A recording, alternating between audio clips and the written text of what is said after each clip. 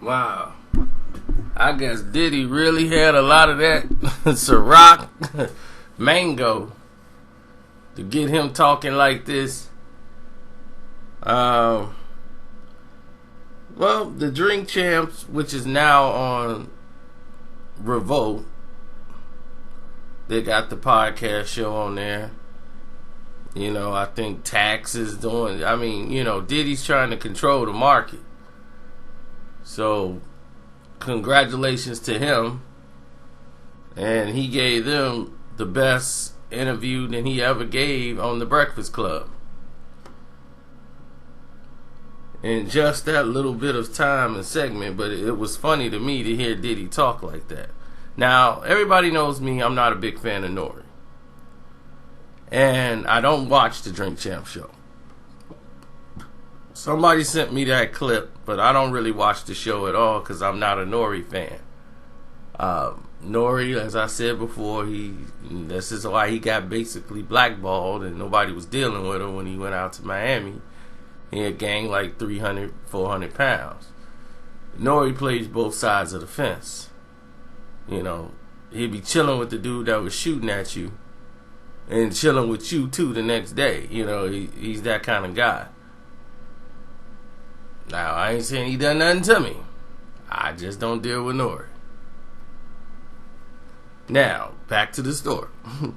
Now, as far as Diddy saying, Suge said that it was Jermaine Dupri and Puff saying he got the power, he could have made something happen. Puff, you're in New York. The energy level of these people in New York was crazy. They was ready to jump off. If you'd have did anything that day, you'd have caused a chain reaction that would have went really bad for all y'all. Suge had enough protection with him out here in New York where he was straight. Wasn't nothing really gonna too much happen to him. But the West Coast wanted to be respected. And that's what the whole situation was. It was all love after the fact. Now, when Suge talked to you, you know doggone well you didn't talk to him as aggressively as you was making that sound. I've already stated in a video a year ago that's involving Puffy and Suge, everybody thought it was Jermaine Dupri. Nobody thought it was Puffy. Jermaine Dupri was the one that was known at the time for the dancing in the videos, singing, because he wrote the songs. And that was it. Diddy was the only one who was just following Jermaine Dupri's footsteps. They just came out. Bad Boy was just blowing up. You know, they have just sold, 3 million, almost 4 million records. Diddy was not super rich yet. Diddy had okay money. He ain't have buku money. He ain't had tens of millions of dollars. He wasn't even multi at that time. So Diddy didn't have no power. He wasn't even the biggest thing at that time. They were just bringing the East back. Bad Boy was bringing that East Coast flavor and the dance flavor back. And then you went up to Suge. And Suge was, nah. I was talking about Jermaine Dupri. I wasn't talking about you. But if I was, what you gonna do about it? Exactly. Because you wouldn't come talk to Suge at all after Suge Boy died. You ain't come up there and try to talk to Suge after that.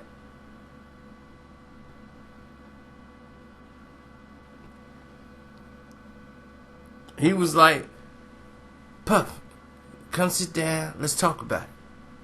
I came out to New York, why don't you come out to LA? Sit down, we talk about it. Me and you go in the room and we talk about it, handle it like men. Then this whole thing be over with. You wouldn't do it. Please address that. And yes, you did roll with killers. You had guys that was gonna jump when you said jump.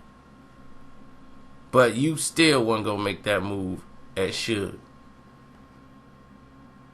Your guys normally made you do stuff. Like, man, you better address this. You better address this situation, man. You better deal with it. Talk to him. They made you talk to Suge when it was a problem. At the Soul Train Awards. After the Soul Train Awards, they made you talk to Suge. And they made you go talk to them. Y'all was in New York. And it was... Then Tupac and Suge and all of them was out there. Y'all drove up. That's a true story. I can't believe it was told. But your bodyguard spilled the beans. But that's a true story. Suge was like, nah, we good. Because he knew y'all had to drop on him. But if you did that in L.A., you wouldn't have got out of L.A. You had to leave right then and there that night. And that would have been a bad situation. See, people think like, man, I could get on me right here. But dude, you got to get out that city. You got to hold... Man, people playing around. But Suge, when Suge was out, you don't hear Diddy talking at all. Suge locked up. Puffy running his mouth 24/7. Yeah, because you know I'm about peace, but I got the power. I could have made that happen. Now, I like Diddy. I like Suge. I understood both brothers. I understood both of their causes. I understood what they was fighting for. But all this extra stuff, I don't get it. I don't understand it. Don't make sense to me.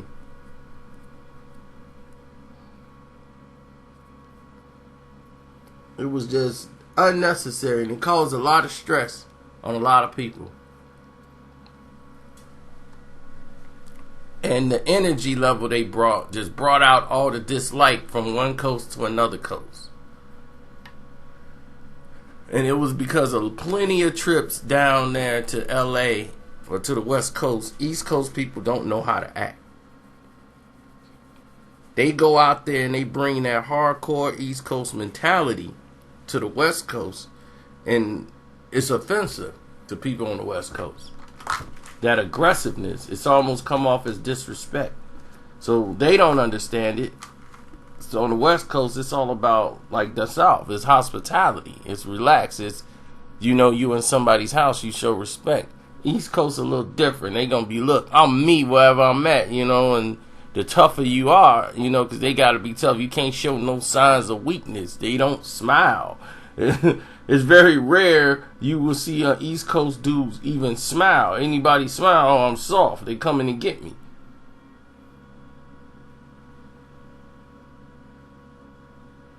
So they gotta watch every move they make.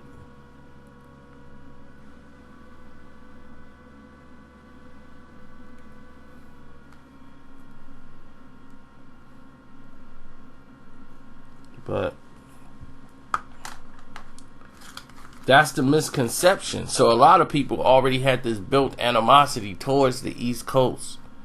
But they just went over the top when you had a representative like Tupac open his mouth and step forward, and even though he was battling them, that turned into a we against the East Coast. That's all they wanted to say. See, I told y'all about these East Coast dudes. Man, I'm riding with Pac after East Coast. It created that atmosphere. It wasn't, man, after Biggie and Puffy, it became after East Coast. And that's how things escalate.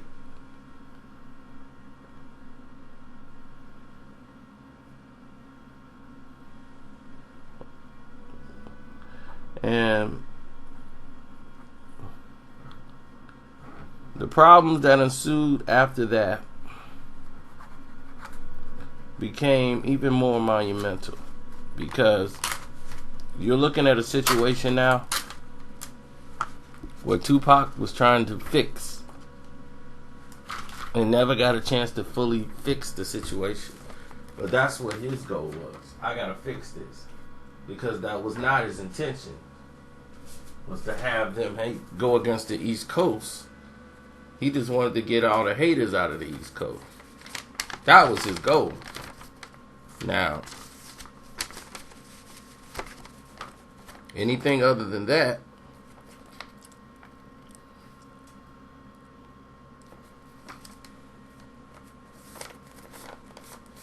you guys would have to find out from Mr. Sean Combs, because he's like him and Suge are the only surviving members of this beef that could really tell you something of merit and value.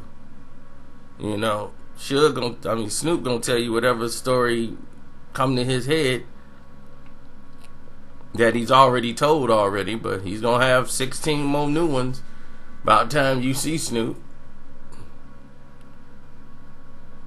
And Snoop coming at, yeah, and then when I shine my ring, they saw the reflection of my ring, and then that's when they said, yeah, we might as well not do it, because I saw the light. So, Snoop would come up with something new. It's your boy, I'm out, man.